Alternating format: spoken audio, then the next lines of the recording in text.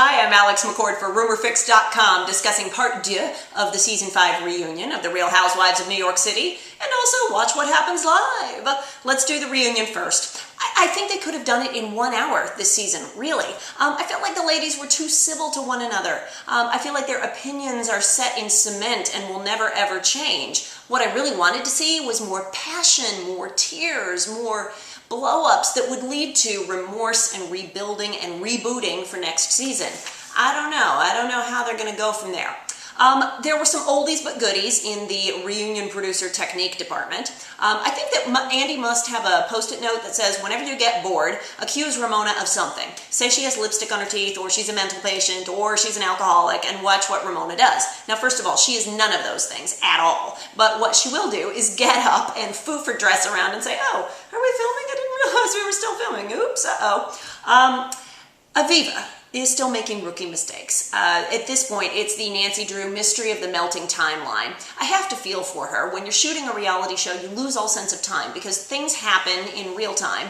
Then a month later, you film interviews about them. Then months after that, once the show is on the air, you go back and you film more interviews about it. Who can remember who said what and what happened when? Andy asked her when things started to go sour between her and Ramona. And was it St. Bart's? Miami? The Tea Party? I don't know. Maybe it was the Soul Cycle charity event. If I were Aviva, I would have said, I can't remember. I just need some champagne. Sonia and Heather talked about Logogate, of course. Wow. On the one hand, I could not believe that Sonia brought up logos that people had sent in to her. Now, it's great to credit a fan. I wish she had credited the fan by name. Heather definitely had a point being angry, but ultimately, I don't care who designs the logo for the toaster oven. Just get that thing in the stores where people can buy it. Come on now. Now let's talk about Luann and the pirate cover-up. Here's the thing. Luann has forever, as long as I've known her, been simultaneously indiscreet and a little bit dumb about how she handles things when she's out and about. She likes to have fun. So what? You know what? If she would go out and say, oops, was that me? Oh boy, we had fun that night. Oh dear, were we on the table? Uh-oh. Then everyone would laugh and laugh with her, and it would be fine, and there would be no problem. But what she does is she says, don't print that, don't write that, don't tell about that, don't you, let's cover it all up. Oh, nothing ever happened. It's like she's the pathological liar of the Saturday Night Live skits of the 80s. Ooh, that's the ticket. Pirate? I didn't see a pirate. I didn't know there were any pirates. Are we even on a ship? It's just so blatant that it makes you want to bust her. If she would stop it and just say, yeah, I'm not perfect, nobody is, then everyone would give her a break and leave her alone.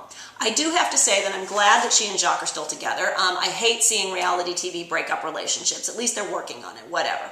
Let's move on to Watch What Happens Live. Now, somebody on Twitter compared it to Frost Nixon. I wouldn't. I would compare it to Lloyd Benson and Dan Quayle. What is it with all these 80s references today? I don't know. And who's Benson and who's Quayle? You be the judge.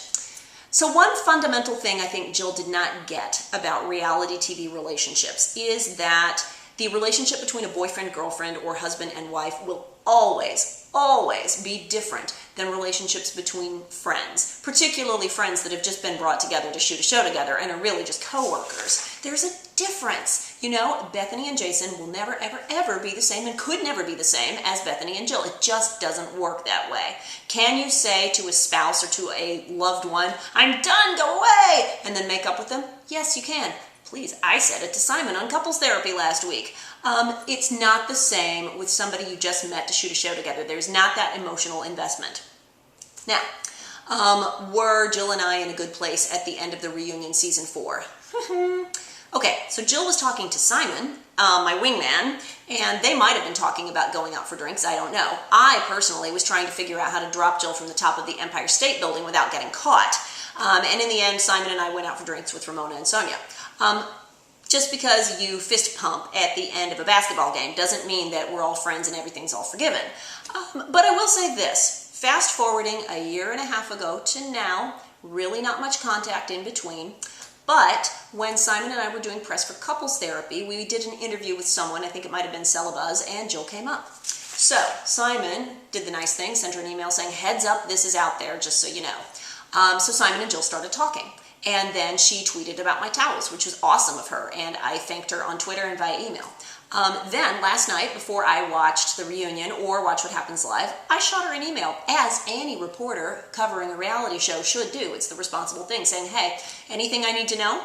And she said that she hoped I'd see that she had my back. You know what? I think last night she did have my back. There was some revisionist history going on there with the season 4 reunion and the timeline, but again, what was it that I said about Aviva and the mystery of the melting timeline?